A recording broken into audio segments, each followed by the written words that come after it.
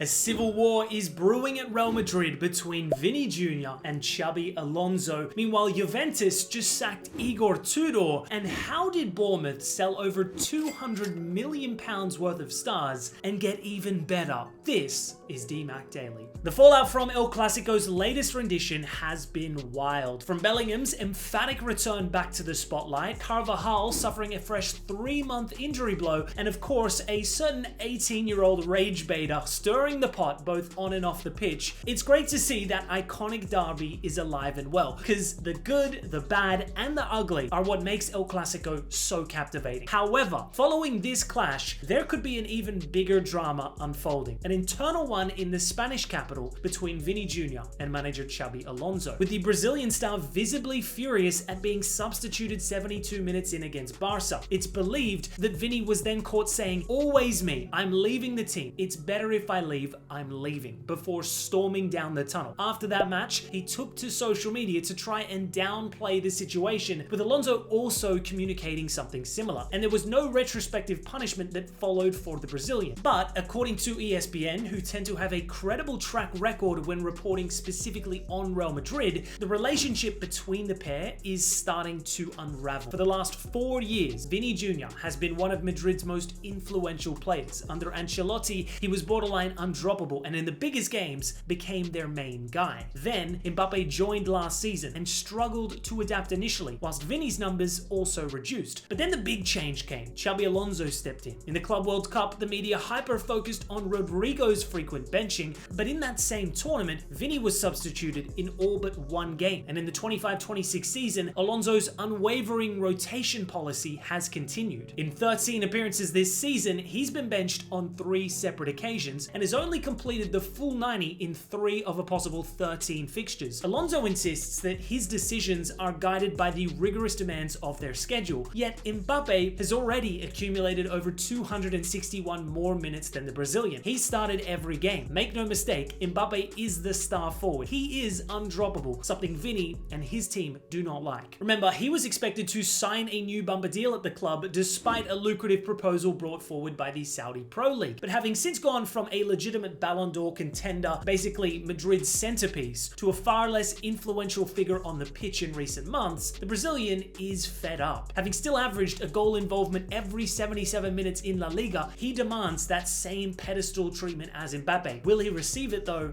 I'm not so sure. Moving to Italian football, and what the heliante is going on at Juventus. Just 8 games into the Serie A campaign, and Igor Tudor has been sacked following their latest defeat away at Lazio. Remember, the Croatian joined as an interim coach back in March this year, but the former player then slightly exceeded expectations, steering Juve back into the top 4. So they rewarded him with a 3-year contract extension. The reactions were mixed. Many Juve fans liked Tudor, someone that understood the club and was a defensively minded coach. Think about it, all of Juve's great teams historically were defensively outstanding. But the concern with Tudor was his pragmatism and lack of tactical innovation. Another significant transfer window followed, but the same old problems have re-emerged. Last year, new signings Douglas Luiz, Kurt Miners, Gonzalez all flopped. And in 25-26, a similar scenario is unfolding. Jonathan David has been atrocious, which is really surprising to me considering he's had 30+ involvements in his previous 3 seasons. Conceição's also struggled, as has Openda, while Segrov is yet to really gain match fitness. Beyond the new faces which have underwhelmed, the results and overall performances have been really poor. Bar 2 of the craziest games via Inter and Dortmund, this team has otherwise been a punishing watch. Yildiz has been the only player to step up in recent months, but Juve are still sat 8th in the league. They're winless in the UCL. They're also winless in their last 8 matches, having failed to even score in their last 4. Hence why Tudor's position became untenable. So now what? Well, as of recording, there are no clear favorites for the job. Juve Next Gen's Massimo Grambella will step in for their Wednesday fixture against Udinese, but in terms of actual replacements, there are quite a few names being mentioned. The highest profile being Zinedine Zidane, a previous Ballon d'Or winner with Juventus, a highly respected coach too, but considering the current state of this club, I personally doubt the Frenchman would join. The more logical options available include Mancini, Spalletti, Palladino, maybe even Terzic, or the GOAT himself, Angelo Postecoglini.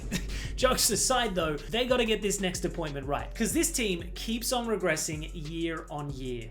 Shifting gears to the Premier League, and little old Bournemouth are moving different right now, having achieved their best ever start to a Premier League season, currently sat second in the division after 9 games. A remarkable achievement considering the stature of this club alone, but it's all the more mind-blowing when you take into account the mass exodus that followed in the 2025 transfer window. Over the summer, they lost over £200 million worth of their best talent in the most competitive league in world football. This scenario is a terrifying proposition for most clubs outside of the Big Six, but with Bournemouth, they've embraced their position in football's food chain. When Man United and Tottenham came calling for Antoine Semenyo this summer, the Cherries said no. Instead, they offered him an improved deal and a quiet promise: keep improving, become a star player, and we'll let you join a giant club in the future. Semenyo trusted them and is now one of the league's premium talents, wanted by all of the Premier League's elite. That kind of honesty and trust is Bournemouth's biggest selling point. They allure talented prospects with the idea that come here, give us everything, and we'll develop you into a superstar, and soon enough, you'll be playing at the highest level possible. It's why young talents like Truffert, Milosavljevic, Diakite were happy to come in and replace the stars who left for Real Madrid, Liverpool, PSG. They were also more than happy to sell Utara to Brentford, having signed a present-day solution in Amin Adli and the highly rated youngster Ben Ganondoa. Their multi-club model also came in clutch to poach one of France's most talented teenagers, a player whose ceiling is astronomically high in Eli Krupi. He's already lighting up the Premier League. Again, this kid was wanted by all the big boys, but Bournemouth are the go-to stepping stone club right now. Alex Jimenez being another youngster who, having joined from Milan on loan with a potential option to buy, seems destined to become an elite player in the future. Another selling point to this ambitious project is the Andoni Iraola factor, one of the most tactically astute coaches who seems to be all about backing the youth. Now, do I see Bournemouth maintaining a top 4 position? Probably not, but the counter argument to that is that this team is so young, they're only going to get better in the future. Probably the biggest concern for Bournemouth long term is that Iraola's contract is set to expire next year. But given their recent track record, who's to say they don't already have a capable replacement lined up in the future? This sort of meticulous planning is their blueprint for sustained overachievement. Moving to a team that is drastically underachieving right now, and Manchester City have a serious problem. Because despite Erling Haaland's continued excellence in the final third, a prolific 15 goals in 12 appearances this season, it's the other 9 outfield attacking players that are underperforming so terribly. Haaland has accounted for 65% of their goals in the Premier League this season. But it's even crazier when you realize their second top goal scorer in the Prem isn't even a City player. It's Burnley's Maxime Esteve, who scored 2 own goals for the Citizens. Foden and Cherki both have 1 league goal. Oscar Bob, Savinho, Doku, Marmoush, and Silva have a combined total of 0. Tijani Reinders looked an absolute world beater in their season opener away at Wolves, but he too has somewhat fallen off the boil since. We all thought last season was a minor blip for Pep's otherwise dominant City era, but having then spent just shy of £400 million